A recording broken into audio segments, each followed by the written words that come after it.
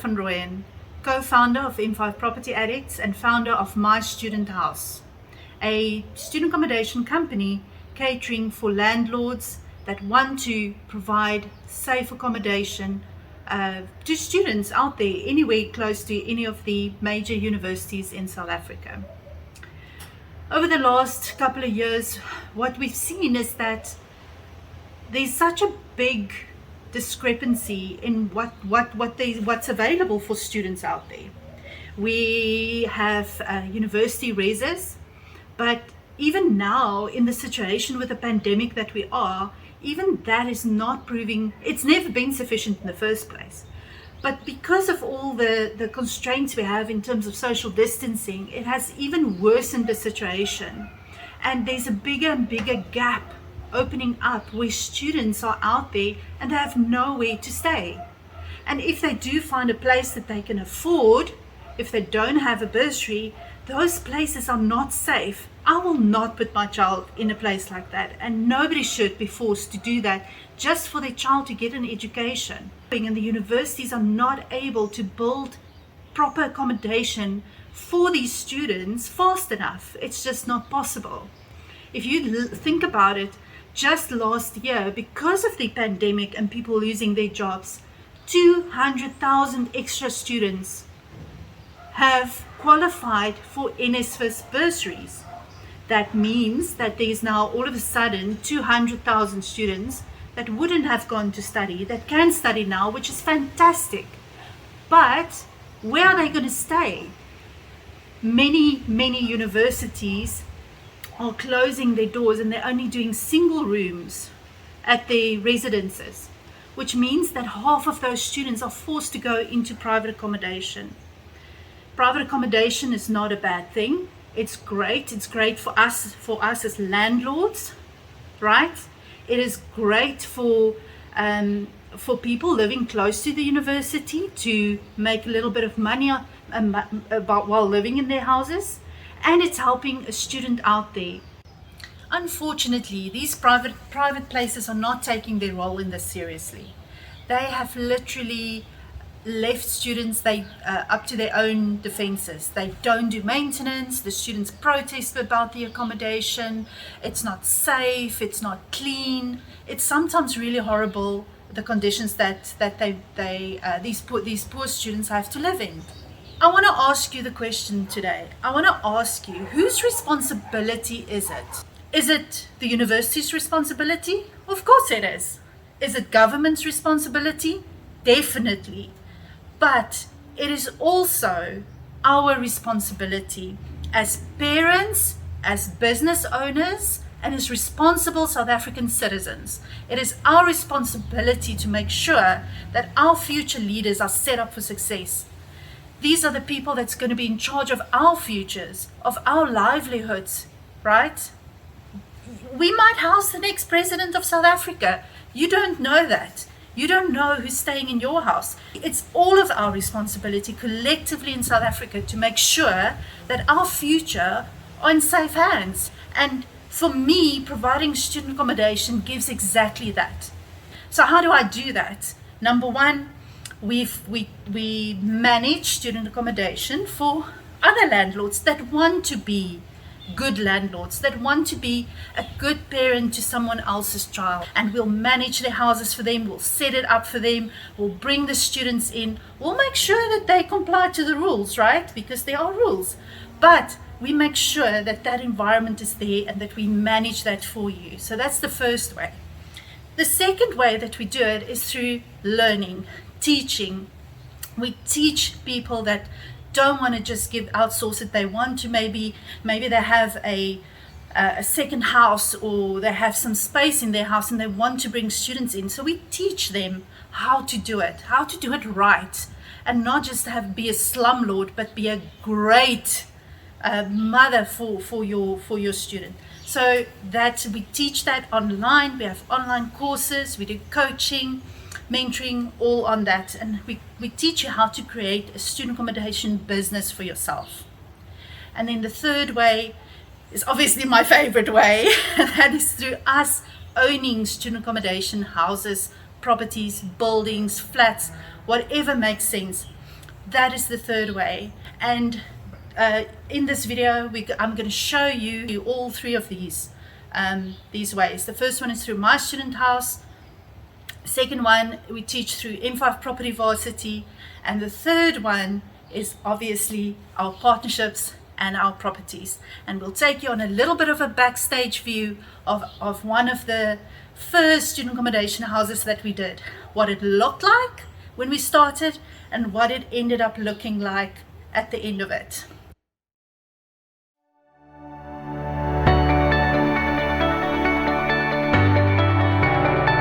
My Student House was founded by Renovation van Rooyen. It is an entity that provides a managing solution for investors who have properties around universities which they like to convert into student housing, off-site student housing. My Student House will then come in and partner with the investor or the owner of the property and look after the property from a full turnkey solution, do all the necessary renovations, manage all the necessary accreditations of the university, manage the payments with the university, and secure the students as well as do the marketing for the owner of the property to get the house full. My Student House Sourcing Division will source a property for you. We will match that property to your budget. Right, okay, we will then secure your contract. From your perspective, you will theoretically just provide the capital requirements to tick the necessary gates along the process. Rietta's plan and vision was to secure an environment that was befitting for a student that comes from an underprivileged background, mainly in the NASA space. Since the inception of My Student House, we have definitely branched out into semi-private and private residential properties. It's always good to have a partner such as My Student House to secure and make sure that your investment is fully looked after.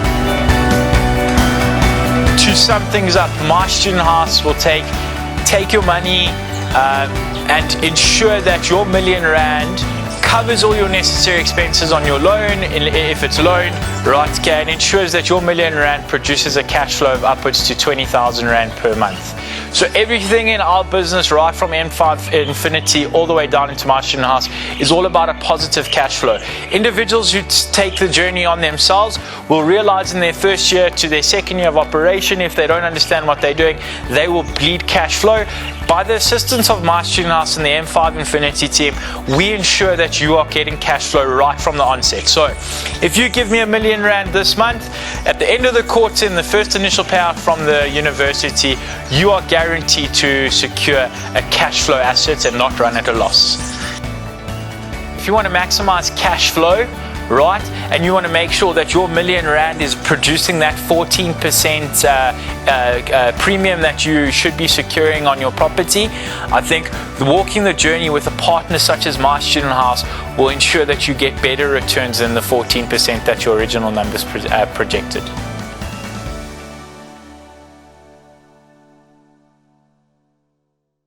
Hi guys, Rita here from M5 Property Varsity.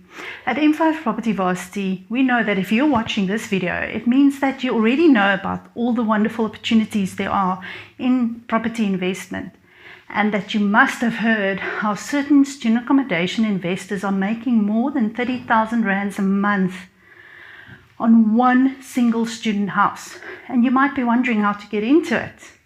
Well, the problem is that student accommodation is clouded by myths of what investors can and cannot do, like regulations, working with universities, working with NSFAS and government institutions, and sometimes even angry parents. And people are scared, they are too scared to get into this amazing niche. But the reality is that if you follow some basic fundamentals, it's much easier than you would ever think to actually get into and start your first student accommodation house. And I used to think that student accommodation was just for investors that have a lot of experience, people that have connections on the inside of the university. And I used to think that it's very expensive to create an environment that students love. And I didn't think that I could do it. But that was until I created a company where I placed 350 students in under 3 months. I learned through trial and error how to do student accommodation. I learned hard lessons, and I made very expensive mistakes. And it makes me sad to listen to aspiring student accommodation investors coming into the market, listening to them and hearing how they're steering straight into the same issues and the same mistakes that I made. And it's totally avoidable. So I decided that I'm never going to allow my students to make the same mistakes that I did. Of course, I will teach you all the beginner and advanced strategies that all student accommodation investors should know, so that you never have to manage a house full of out-of-control teenagers and rather focus on building your legacy. So the course contains 10 core modules that takes you through the process end to end, from the beginning in finding the right house, calculating the numbers, doing your estimates, getting students in, all the way through to managing the house successfully. It also has 3 bonus modules so that you can maximize your income and not just provide a bed. And then also it's got a toolkit with all the tools, templates, calculators that I use in my business every day. There's a copy of house rules, the cost estimates with actual prices that I paid for my furniture in my house. So all of these tools are ready for you to use and download. So register now to get access to this course and apply all your learnings, and you will see how easy it can actually be to get started in student accommodation and to grow your property portfolio from there. Hi guys, just doing a little bit of an update video of one of our projects for student accommodation in Belleville in Cape Town. So I'm going to take you through the place and I'll show you what it's all about. So there we go. It's 2 houses, one on the left, but I'm not going to go into there today. We haven't started anything there yet. On this side, we've got the other one. You can see quite a lot has been happening. Lots of things being stripped out and cleared out. There's our neighbors working over there. We already got into a bit of trouble because of all this rubble. So we have to clear everything out, finish up 7 days from now, so we don't get fines and get into trouble with council. And we want to be on the good side of council.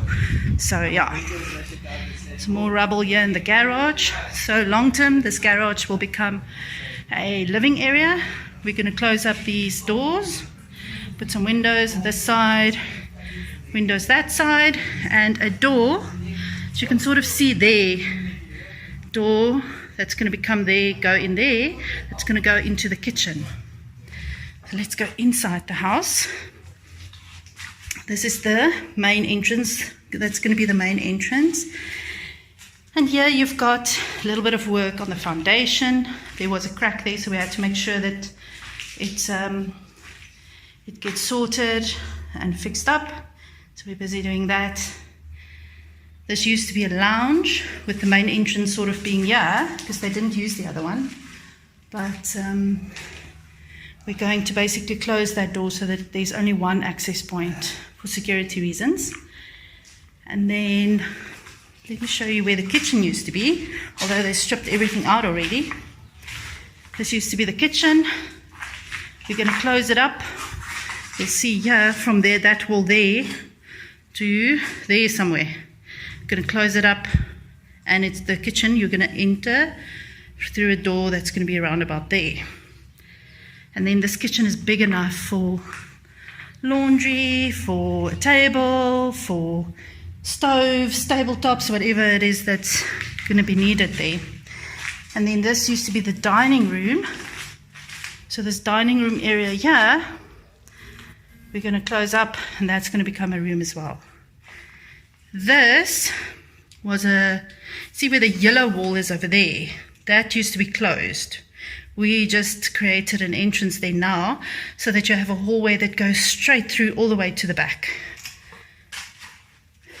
And this is the first bathroom. So it was a mess. So we've already cleared off all the tiles and stripped things out and so on. And then this side is room 1. It's got cupboards in there, which is still serviceable. We'll have to just clean it up a bit. This used to be the main bedroom. Basic cupboards, which we can make pretty again. And then this was another big bathroom. And here we will be, see there's some holes over there. We're going to create a door there. And another one on this side. And this is actually going to become two bathrooms. So that's two self-contained bathrooms. So it's going to be a toilet, shower, basin. Okay, here's just another room. This one doesn't have any cupboards, so we're going to have to put some in. And then here we've got a small room that'll just be for one person. And there you've got your bathroom, little ensuite, which we will obviously clean up and make pretty. And then in here, there's the holes where the door's going to be. Oh, excuse me, it's very dusty in here. Sure. There's two rooms here, but it's just locked at the moment because there's some guys that's working here that's staying there. And then this used to be another kitchen. This will be taken out. It's not taken out yet. We're going to try and salvage these cupboards for the other house to create a bigger kitchen on that side. And then this will become a room. And we're going to be closing this side off as well. This used to be the lounge. And that's also going to become a room.